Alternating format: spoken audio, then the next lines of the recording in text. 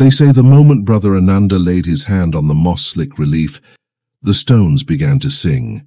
It was the year 1193, when a small band of Sri Lankan explorers, drawn by whispered tales of a forgotten shrine deep in the jungle, stumbled upon what they would come to call the Temple of Echoes. At first they found only crumbling pillars and half-erased glyphs, the kind of ruin a dozen scholarly teams had written off as worthless. But late one night, with only a single lantern between them, Ananda brushed away centuries of grime and heard a voice. Not a shout or a rumble, but a soft, insistent murmur. "We never die, we only change." No one can say for certain what language that voice spoke. Some believe it was the ancient tongue of Sri Lanka's first priest kings. Others argue it was something older still, a primordial cadence that predates written history. What we do know is that the explorers recorded their amazement in a tattered journal. Descriptions of candlelight stretching into impossible shadows, of their own heartbeats echoing on the stone, of a sensation that the temple itself was breathing. In the days that followed, every passing scholar who tried to translate the glyphs found their work undone by frustration, and, in a few alarming cases, by fear. Reports emerged of researchers waking in the middle of the night, convinced they'd heard whispers under their beds, or feeling as though unseen hands reached through their windows. It's tempting to write all this off as a collective hallucination, a trick of candle flicker and jungle humidity. Yet when later expeditions returned armed with modern recording devices, they captured audio anomalies too precise to dismiss. A faint chorus, rising and fading like distant chanting, seemed to correspond exactly with certain relief panels, scenes of robed figures, stars aligned overhead, and what looked like a spiral staircase vanishing into darkness. Even more curious, when some investigators played the recordings backward, they swore they could make out snatches of clear speech, phrases about lesson and return that hinted at a knowledge taught only to the temple's most secretive adepts. What were these priests trying to teach? And why encode their message in stone so that only those who dared touch it could hear? The most persuasive theory suggests that the Temple of Echoes was never meant merely for worship. It was a living archive of soul knowledge, a place where echoes of past lives carried in the earth itself could be summoned by the bold or the desperate. Imagine a library where instead of ink and papyrus, the stories of incarnations are engraved in the very bedrock, waiting for the right fingertips to unlock them. It's a radical notion, one that challenges our modern certainty that consciousness begins and ends with this life. Yet the deeper implication, that our memories might already be inscribed somewhere beyond our awareness, lingers long after you've left the ruins. If a temple in a forgotten jungle can preserve the faint voices of people who walked its halls 1,000 years ago, what does that suggest about the echoes we carry within ourselves? How many untold lifetimes whisper in our bones, shaping our fears, our passions, and our dreams without our knowing? I won't pretend to have all the answers. The Temple of Echoes still stands, half swallowed by vines and controversy, its inscriptions half deciphered and fiercely debated. Some maintain that the voices were nothing more than acoustic illusions. Others insist that those who listen risk unraveling, the fragile boundary between past and present. But one thing is certain. When you press your palm to cold stone and feel that ancient murmur, you step into a doorway. And once you've heard the first echo, there's no turning back.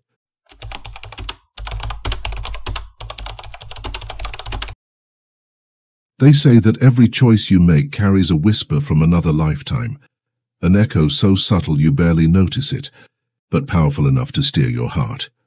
Across ancient civilizations, mystics recorded how the soul weaves its past into the tapestry of the present.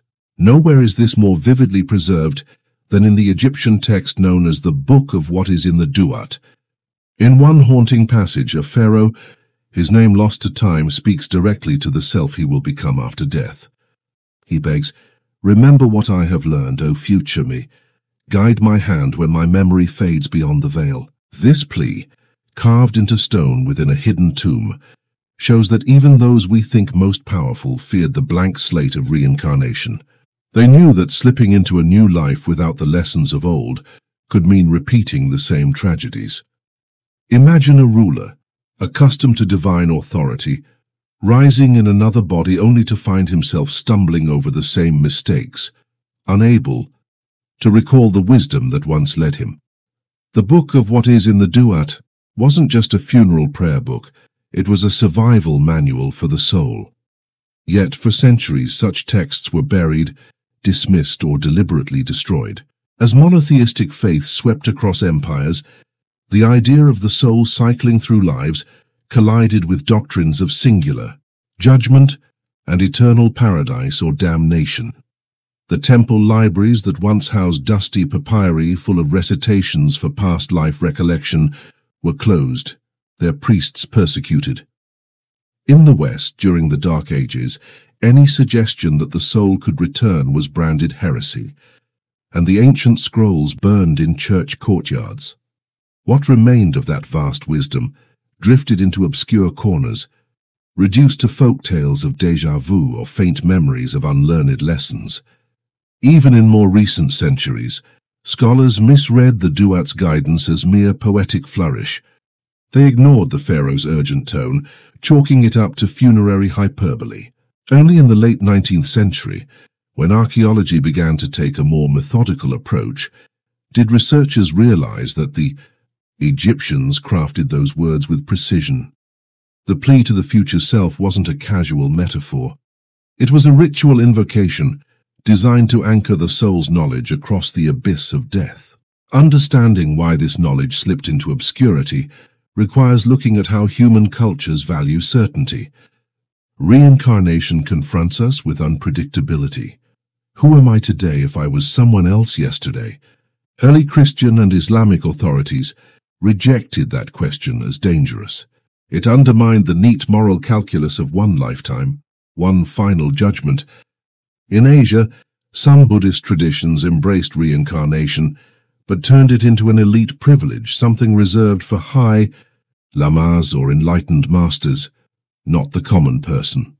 The masses were taught to focus on karma in this life, setting aside dreams of conscious rebirth. And so the whispers faded, relegated to the fringes of academia and the hushed circles of spiritual seekers. Yet the patterns persisted.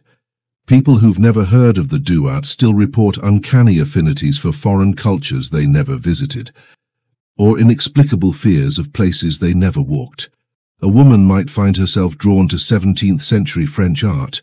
A man might recoil at the sight of ancient armor, his pulse racing without reason. These are the soul whispers, snatches of memory or emotion that slip through the cracks of conscious thought. Philosophers from Plato onward wrestled with a similar idea. He called it anamnesis, the notion that learning is really remembering. When Socrates asked his students questions, he believed he was stirring recollections, not imparting new facts. Modern psychology occasionally brushes against these same edges. Studies of memory engrams suggest that some experiences are stored in ways we can't access through ordinary recall, doors that only a profound trigger can unlock. What if those triggers lie in our daily choices, nudging us toward people, places, and passions that reflect lessons we once mastered or failed to learn? The real power of past life whispers lies not in proving reincarnation beyond doubt, but in reclaiming agency over our patterns. If you catch yourself repeatedly sabotaging a relationship, what if you approached it as a karmic echo rather than simply bad luck? If you're inexplicably drawn to a craft or language, perhaps it's less that you're strange, and more that you're remembering how you once thrived. The ancients wrote spells and prayers to harness that knowledge. Today we have psychology, meditation, and dream work, modern tools to tune in. But before you rush off to past life regression clinics, consider why the world has long hidden this wisdom. Reincarnation challenges the pillars of power, religious authority, legal systems, even our self-image as unique individuals. Admitting that you might not be just one person, one story, unravels certainties that institutions have spent millennia reinforcing. That's why despite countless accounts, hypnotic regressions, children's spontaneous birth memories, uncanny historical knowledge, the mainstream remains skeptical, yet whisper they do. If you listen closely to your own life, those déjà vu moments, those inexplicable longings, you may hear a voice from another chapter of your soul's saga. It might nudge you toward a decision you would otherwise avoid, picking up an unfamiliar guitar, volunteering in a distant land, or finally saying the words you've carried for lifetimes. The question isn't just whether past lives exist, it's whether you're ready to let their wisdom guide your next choice. And so, as we move forward, keep that Pharaoh's plea in mind. When you feel compelled by an unknown force, when a pattern repeats, ask yourself, future me, what did I learn so I don't make this mistake again? Because those soul whispers may be the most honest conversation you'll ever have, between who you were, who you are, and who you're about to become.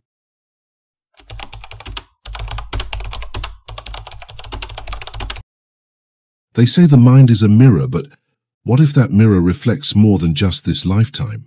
Imagine you're standing before a glass pane that doesn't merely show your face, but flickers with images of every person you once were. The blacksmith hammering iron in a smoky forge, the poet tracing calligraphy with ink-stained fingers, the healer whispering herbal incantations by candlelight. It sounds like fantasy, but modern neuroscience suggests that our brains may literally carry the echoes of those past selves, in structures called memory engrams. An engram is a physical trace of experience, a cluster of neurons that fire together when we learn a skill or form a memory. Dr. Wendy Ross at the University of Pennsylvania has spent years mapping these engrams in animal models, showing how specific patterns of activation correspond to distinct memories. In one experiment, mice learned to navigate a maze marked with a shock at the end. Months later, even after the physical maze was removed, stimulating the same neurons recreated the memory of fear. Their bodies froze as if the shock were real. This tells us two things. First, that memories endure in precise neural circuits, and second, that those circuits can be reactivated long after the original event. Now imagine if some of those circuits were laid down not in this life, but in another. What if the you that learned to read poetry under candlelight in 14th century Florence left behind an engram that your brain still carries? It sounds impossible. After all, neurons don't survive death. But consider this. When we learn to ride a bicycle as a child, we never unlearn it. The memory persists, even if we don't recall every wobble or fall. The brain's plasticity allows it to integrate new experiences on top of old scaffolding. Could that scaffolding include traces from past incarnations? Ancient philosophers grappled with a version of this idea. Plato spoke of anamnesis, learning as remembering. Socrates, in dialogues recorded by Plato, insisted that knowledge is latent within us, unveiled through questioning rather than taught anew. His students, he argued, were simply recalling truths their souls already knew. That wasn't poetic flourish. It was a theory of mind that envisioned knowledge as written in our very essence, waiting to be read. Fast forward 2,300 years, and we've replaced dialogues with PET scans and electrophysiology. Yet the core question remains, where does memory actually reside? Dr. Ross's engram studies show that when we block certain neurons, the memory vanishes. When we stimulate them artificially, the memory returns. In other words, the mind's mirror isn't an ethereal film. It's a pattern of electrical and chemical signals delicately etched into brain tissue. If those patterns could somehow survive beyond one body, perhaps carried in a universal field or in DNA passed through generations, they might explain those uncanny affinities and gut-level certainties that defy rational explanation. Let's break this down. First, memories aren't just stories we tell ourselves, they're biological imprints. Second, those imprints can outlast our conscious recall, waiting for the right trigger. a scent, a melody, a touch, to resurface. Third, if consciousness is more than electrochemical reactions, stretching into realms we can't yet measure, then those engrams might be portals to experiences we've never consciously lived, but that our souls have endured. Think of a violin, whose wood carries the resonance of every concert it ever joined. Even after decades, when you draw the bow across its strings, you hear echoes of performances long past. Our brains may be similar instruments, shaped by countless experiences, some in this life, some possibly in lifetimes before. When you pick up a paintbrush for the first time and feel an instinctive ease, that could be the violin's old resonance guiding your hand. Yet we don't want to leap straight to reincarnation as fact. The leap is too immense. Instead, we ask, what are the limits of the mirror? How large can the repertoire of our memory engrams grow?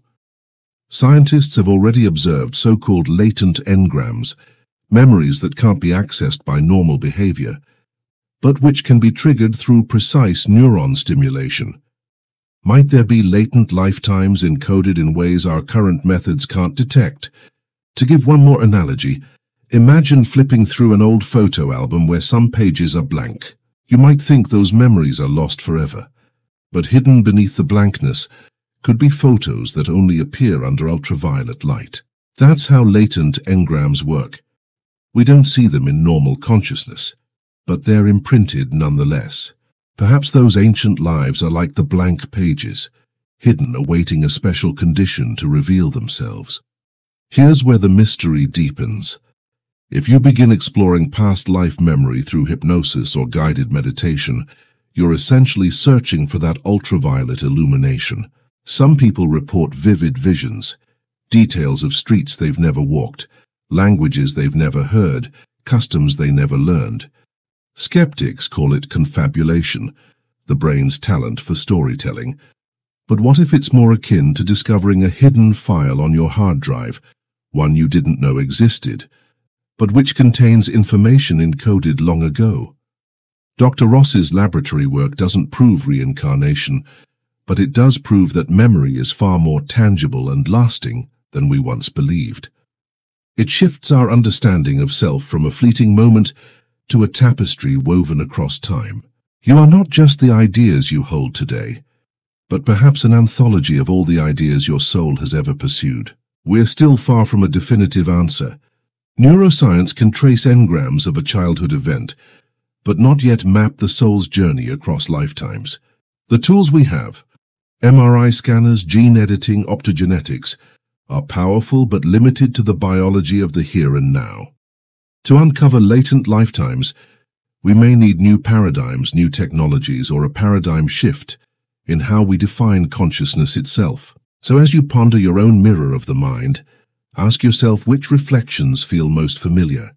Is it the warmth you sense when you hold an old book, the inexplicable draw toward a distant landscape, the sudden clarity of an ancient melody? Those could be the first glimmers of an engram you never learned in this life. And perhaps if you learn to listen, to meditate, to journal, to explore those intuitions, you'll shine a UV light on your own hidden pages. Remember, the mirror of the mind doesn't just show you who you are today, it hints at who you might have been. But to see it clearly, you must be willing to look beyond the reflected surface and question the very nature of memory itself.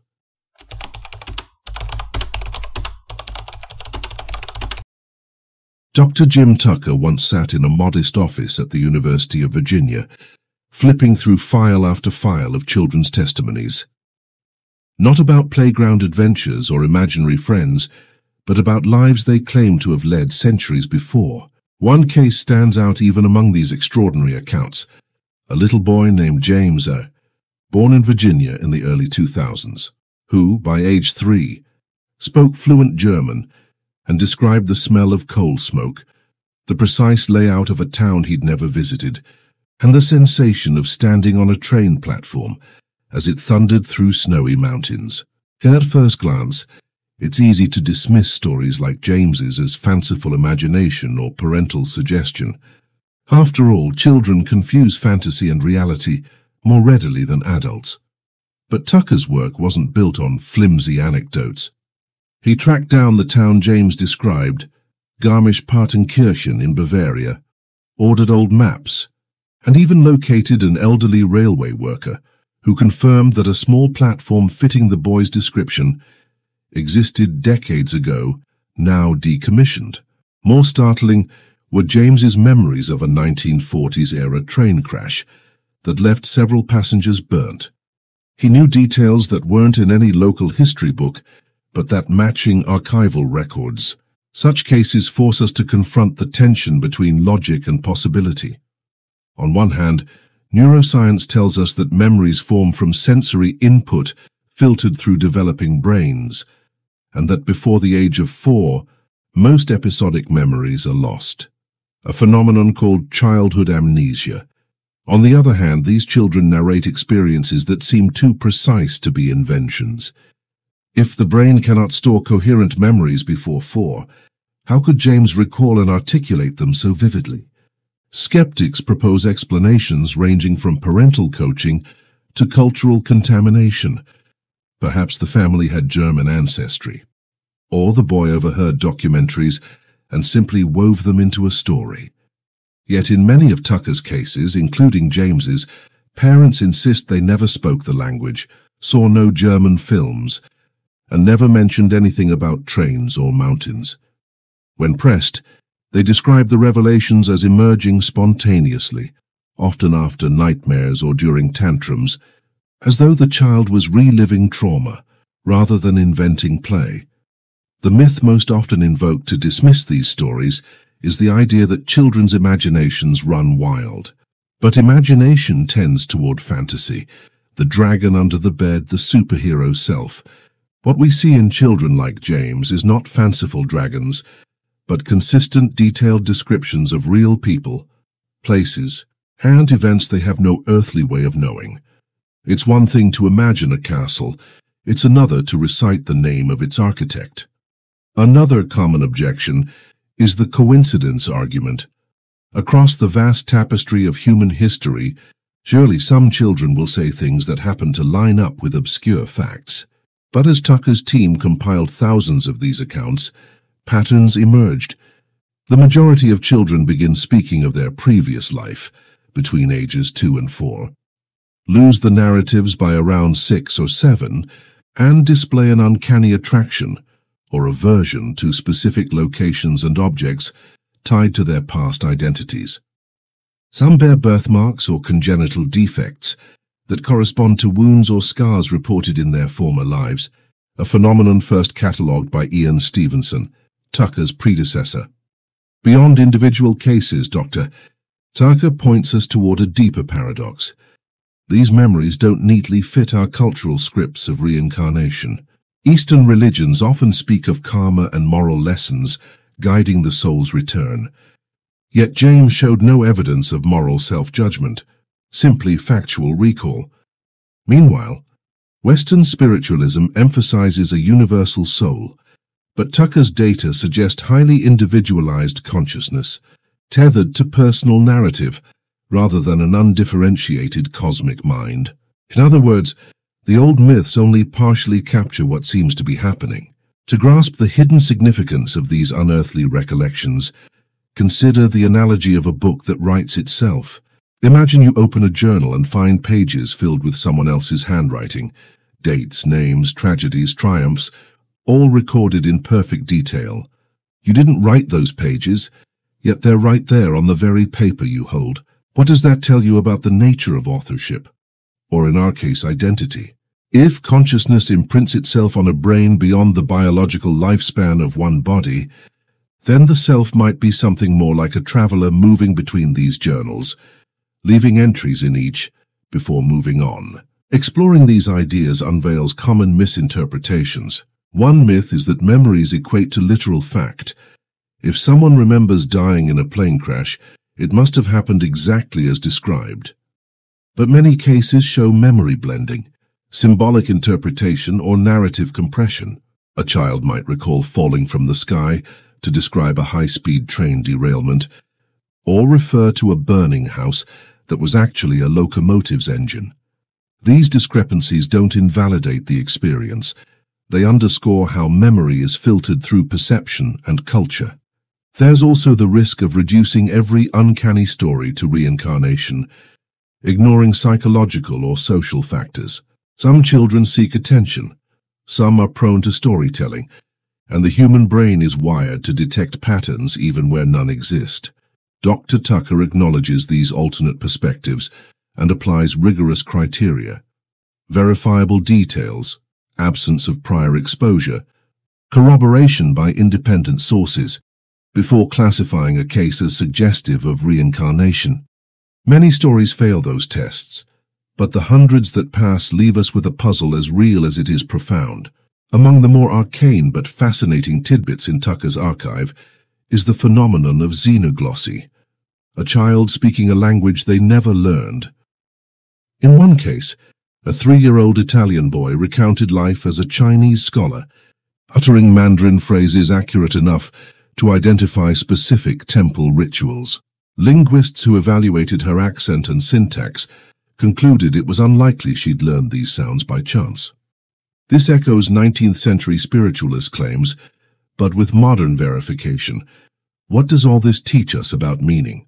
If some part of us can transcend bodily death, if memories can outlast the cells that encoded them, then identity is not confined to a single lifetime. Yet it's equally clear that these crossover memories are incomplete and imperfect. They're like half-erased frescoes on a cathedral wall, beautiful and evocative, but missing sections that logic wants to fill in. We are left with fragments, and it's tempting to craft theories to patch the gaps. Perhaps souls migrate via quantum fields, or consciousness is a fundamental property of the universe. But solid evidence for those ideas remains elusive. Still, the very act of confronting these stories stretches our understanding of what it means to be human. We might ask, if a child remembers a past life, what responsibility do we bear toward that memory? Should we honor it, seek to verify it, integrate it into their identity? Or should we gently guide them toward our conventional frameworks of self, where memory begins at birth and ends at death? Tucker's work suggests that neither extreme is wise. Erasing a child's recollections risks cutting them off from a truth they may find meaningful. Uncritically embracing every memory as literal past life invites confusion and detachment from the present. Perhaps the wiser path lies in treating these memories as teachers, not gospel. When a child speaks of a lifetime spent navigating snowbound mountains or crafting glass beads in a Czech workshop, we can honor the vividness of that narrative without demanding metaphysical proof. We can listen, document, and let the story expand our sense of what memory and self can encompass. In doing so, we acknowledge a paradox at the heart of these cases. Memories defy logic, yet in their defiance, they reveal deeper truths about the fluidity of identity. They remind us that while our bodies age and perish, consciousness, like whispered echoes in a forgotten temple, may linger, waiting for new ears to hear, new hands to trace the stories carved in the stone of our being.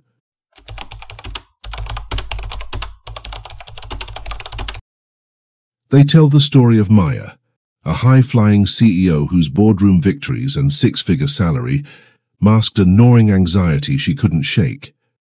No matter how many zeros appeared in her bank balance, Maya felt a tightening in her chest whenever she considered investment or expansion. A luxury vacation that should have felt like triumph triggered nightmares of destitution. She couldn't explain it. Her upbringing was middle-class stability, not hardship. Yet every promotion came laced with an undercurrent of fear that she'd lose it all. In a workshop on past life regression, Maya agreed to explore those hidden currents. Under gentle hypnosis, she described a life in 18th century England as the daughter of a bankrupt tradesman. She remembered counting the last few coins in a tarnished copper bowl, the emptiness of her family's cupboards, and the desperate cold that seeped into her bones each winter. She recalled the shame that spread across her shoulders whenever creditors knocked at the door. When she woke, Maya wept, but then laughed, at once horrified and relieved to understand why she'd been driven by fear rather than by the confidence she knew she deserved. What happened next changed everything. Maya began a simple reframing ritual. Each morning she held a gold coin on her palm and whispered, "I release the fear you carried, and I welcome abundance in this life." She paired that with journaling, writing down moments of scarcity mindset, "I can't afford that conference," and translating them into abundance affirmations, "I invest in my growth because wealth expands when shared." Within weeks, the knot in her chest loosened. Decisions that once paralyzed her, hiring new staff, taking measured risks, even donating generously, now felt aligned with purpose rather than avoidance. Maya's breakthrough illustrates a core principle. Our soul's blueprint isn't a rigid script, but a living blueprint, an energetic map of lessons, fears, and gifts encoded in our psyche. When we excavate those patterns, we gain the power to edit them.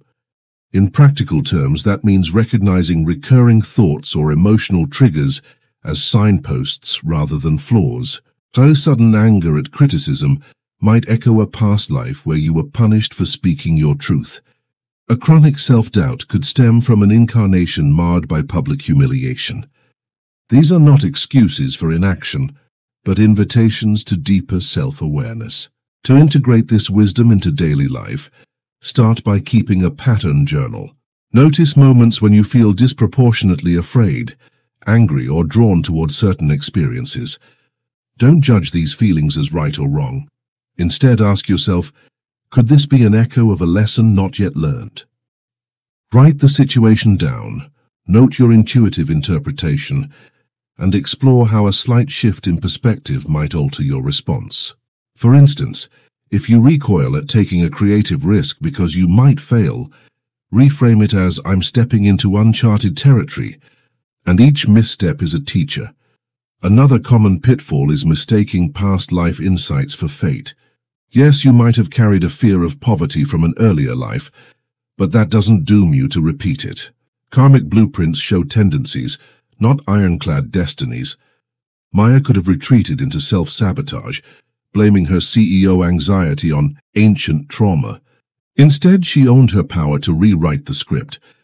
Remember, awareness without action breeds helplessness. Action without awareness breeds repetition. The sweet spot is when you pair insight with intentional practice. Community matters too. Sharing your reflections with trusted friends, mentors, or a spiritual circle grounds abstract revelations in real-world accountability. When Maya voiced her fears aloud to a fellow executive who'd experienced a similar shift, she felt her resolve solidify. Talking about past life stuff in a casual setting demystified it, turning internal tremors into shared human experience. You might start a monthly meetup, a digital group chat, or simply a coffee date where you discuss one pattern you've noticed and one small step you'll take to transform it. Skeptics may warn that focusing on past lives distracts from present challenges. But when used wisely, these explorations serve the present, illuminating blind spots our everyday minds can't access. Think of your soul blueprint, like a high-resolution satellite map that reveals hidden terrain beneath fog. It doesn't replace street-level navigation. It enriches it. With that broader perspective, you make choices with both courage and compassion. Courage to step into growth. Compassion for the parts of yourself that carried burdens long after their time. Finally, a word on grounding. High-concept spiritual work can sometimes float into abstraction, leaving us disconnected from the body and the world around us. To prevent that drift, Maya committed to daily rituals that anchored her. A morning stretch, a midday walk without her phone, and a nightly gratitude list. These simple acts tethered her abundance mindset to tangible pleasure in her life, reinforcing that spiritual breakthroughs aren't escapism, they're enhancements of the here and now. So if you're ready to decode your soul's hidden GPS, begin with curiosity. Notice the themes that recur, fears that seem disproportionate, talents that bloom effortlessly, affinities you can't explain. Treat them as breadcrumbs leading you back through time. Then, with rituals like journaling, reframing, and community sharing, shift those echoes from chains into wings. Your karmic blueprint is not a sentence.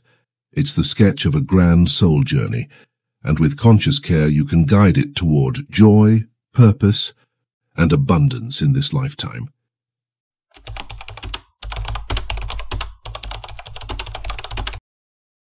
When you stand at the threshold of the unknown, every choice you make becomes a portal.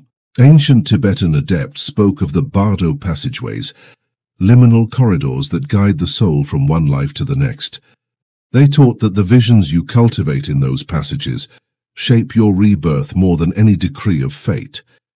Today we face our own bardos in the everyday decisions we take, the courage to speak your truth, the compassion to forgive, the willingness to learn from failure. Each moment is a doorway leading you toward who you will become. Throughout our journey, from the chanting stones of Sri Lanka's Temple of Echoes to the soul's hidden GPS in your own heart, we've seen that memory and identity are not confined to a single lifetime. They ripple outward, bending back on themselves in ways that defy linear time. Those whispers in the lost temple, the soul echoes guiding your choices, the neural engrams flickering with ancient selves, and the children recalling past journeys, all point to a singular truth. Your story is far vaster than this one chapter. And yet all this expansiveness converges in the simplest of acts. When Maya released her poverty fear with a morning affirmation, or when a child spun their vivid past life tale in a Virginia living room, they were stepping through that portal, consciously weaving the past into the present to shape their future. You too can claim this power. What if every encounter, meeting a stranger, deciding to pivot careers, even scrolling through social media, holds the potential to open a passageway to your next incarnation? Imagine for a moment that right now as you watch this video, you're standing before a mirror. But this isn't an ordinary mirror. It reflects not only your current face, but fragments of lives you once lived and lives you might yet lead.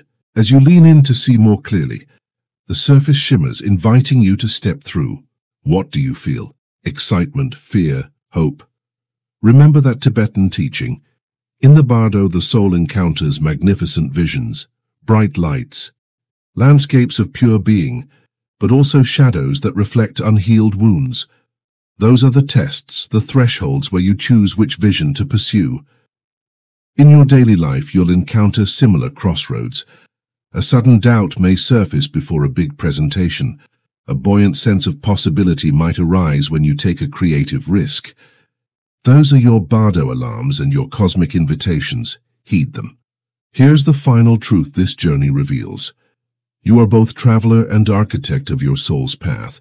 You inherit echoes from lifetimes past, but you also imprint new patterns for lifetimes yet unborn. The portal is never closed. Each breath you take pulses with potential. The question isn't whether you've lived before or whether you'll live again. The real question is, will you walk through this portal with intention or drift through it by default? If you're ready to choose intention, start small. Pause before a decision that feels significant. Buying that plane ticket, leaving that relationship, launching that side project, and ask yourself, which version of myself am I calling forward? Let that question be your compass, guiding you through the bardo passageways of every day. Then when you reflect at night, note the subtle shifts in your dreams, your intuition, even the synchronicities that surprise you. And please share your experiences below. Have you ever felt a tug toward a place you'd never visited? Or found yourself inexplicably skilled at something you never practiced? Do you sense a bardo alarm in your life right now? Write it in the comments. Your story may light the way for someone else standing at their own portal. If you found value in this journey, share the video with friends or on social media. Let's build a community of explorers who understand that life's deepest wisdom often whispers between the breaths. Stepping through the portal isn't a one-time event. It's a daily practice of awareness and choice.